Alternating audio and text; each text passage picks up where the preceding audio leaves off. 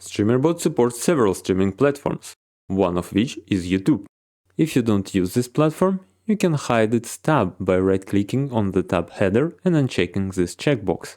This will only hide the tab, it won't remove platform triggers or sub-actions. You can do this in Settings under User Interface by unchecking the corresponding checkboxes and restarting the Streamer.Bot. When you first run Streamer.Bot, you will be greeted with a bunch of license information and a large I agree button. YouTube has strict rules regarding the use of its API and services, so it results in such screens. Below, you will find links to the terms of service and privacy policy, which you should read. If you agree, click the button to proceed. If not, see you in the other videos, because without agreeing, you won't be able to continue or use YouTube functionality in Streamer.Bot. YouTube Accounts. On this tab, you can connect your YouTube broadcaster and bot accounts.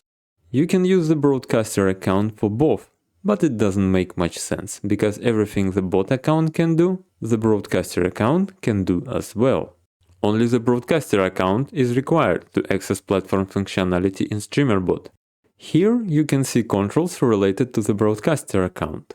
If the account is not logged into Streamer.Bot, the username field will be empty and the status will show as disconnected.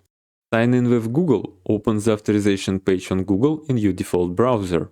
Don't share the links you see in your browser's address bar with anyone while authorizing, as they contain sensitive data. Always verify that the URL is genuinely from the platform.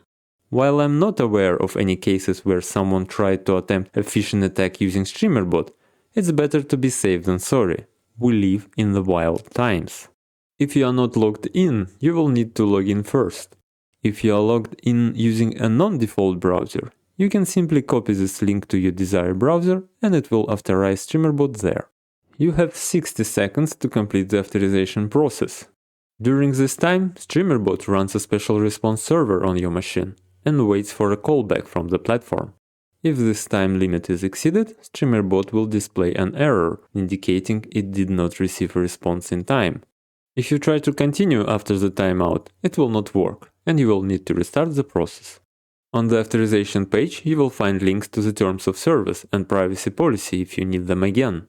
Here, you must select your Google account if you have multiple. Next, choose your YouTube channel if you have more than one. If you select the wrong account, simply click on the account name to return to the Google account selection screen.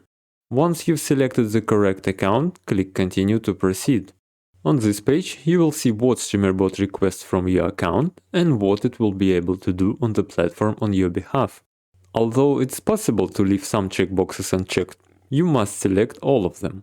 Otherwise, Streamer.Bot will not have the necessary permissions. If you proceed without selecting every checkbox, you will be redirected to the special Streamer.Bot page. It will display a logged in successfully message, but Streamer.Bot itself will show an error. You will need to restart the process and ensure that all checkboxes are selected. Once done correctly, Streamer.Bot will log in successfully. Now you can close this page and return to Streamer.Bot. If after an update Streamer.Bot needs to change its authorization scopes, it will notify you and you will need to reauthorize it. After logging in, the status will change to connected. The sign in button will become grayed out and the disconnect button will be activated. If you click the disconnect button, it will change everything back. The next attempt to log in will not require reauthorization with Google and will log you into the previously used account. The After Connect checkbox allows Streamer.Bot to log in automatically each time. If unchecked, you will need to click Sign in each time. However, it will not require reauthorization. To remove an account from Streamer.Bot, first disconnect it and then click the Forget Account button.